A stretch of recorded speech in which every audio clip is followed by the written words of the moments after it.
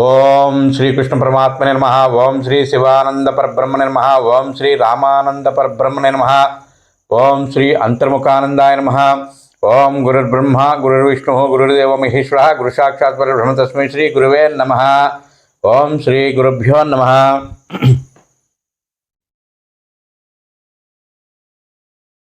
యజ్ఞవల్క మహర్షి శుక్ల యజుర్వేదంలో ఒక మంత్రాన్ని చెప్పారు. ఆ మంత్రాన్ని పూర్తిగా అర్థం చేసుకున్న వాళ్ళు, ఆ మంత్రాన్ని పూర్తిగా అంతరార్థాన్ని తెలుసుకున్నవారు ఎవరైతే ఉంటారో వారు తపస్సంపన్నులై ఉంటారు. ఎందుకంటే ఆ తపస్సు యొక్క అంతరార్థము ఈ యొక్క శ్లోకంలో, ఈ యొక్క మంత్రములో చెప్పబడింది. ఏమిటా మంత్రము? అసతోమా సద్గమయ. అంటే ఇది సామాన్యంగా ఈ మంత్రాన్ని తీసుకోకూడదు. అసతోమ సద్గమయ అంటే అసత్తు అంటే శరీరము, సత్తు ఈ శరీరములో ఉండేటువంటి ఆత్మ అంటే జీవుడు, అంటే చైతన్యం. చైతన్యము లేకుండా ఈ శరీరము ఏ పనికిరాదు. ఏ పనికి కూడా ఈ శరీరము పనికిరాదు. ఎందుకు పనికిరాదు అంటే దీనిలో ప్రాణం లేదు, అంటే చైతన్యం లేదు. గనుక ఈ చైతన్య స్వరూపమైనటువంటి ప్రాణము బయటికి వెళ్ళిపోతే ఇది అసత్తు పదార్థంగా మిగిలిపోతుంది. కనుక అటువంటి అసత్తు పదార్థములో నేను సత్తైన ఈ చైతన్య స్వరూపమైనటువంటి ప్రాణాన్ని, అంటే జీవుణ్ణి, ఆత్మను నేను ఉన్నాను. కనుక ఈ అసత్ మార్గం నుండి సత్తు మార్గము అంటే ఈ శరీరంలో ఉంటుండగానే నన్ను నేను తెలుసుకోవాలి. తమసోమా జ్యోతిర్గమయ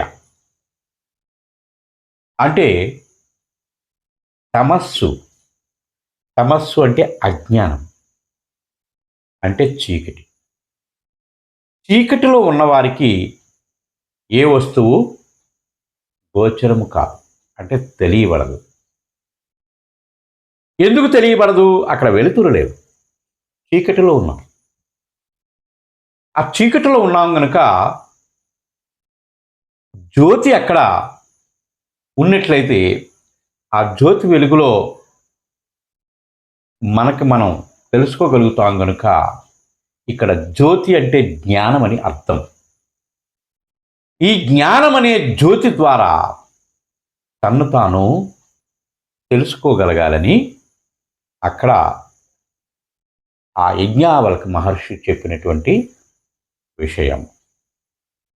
అసతోమా సద్గమయ, తమసోమా జ్యోతిర్గమయ, మృత్యుర్మా అమృతంగమయ. మృతము అమృతము. మృతము అంటే చావడం, మృతము అంటే చనిపోవడం. మృతము కాని స్థితి అమృత స్థితి, అమృత స్వరూప స్థితి. అమృత స్వరూపుడు జీవుడు, అంటే అమృత స్వరూపుడు ఆత్మ. ఈ ఆత్మస్వరూపుడే అమృత స్వరూపుడు. గనుక ఈ శరీరములో నవరంధ్రాల్లో సంచరించేటువంటి ఈ ప్రాణము, అంటే ఈ జీవుడు దశమద్వారాన్ని భేదించి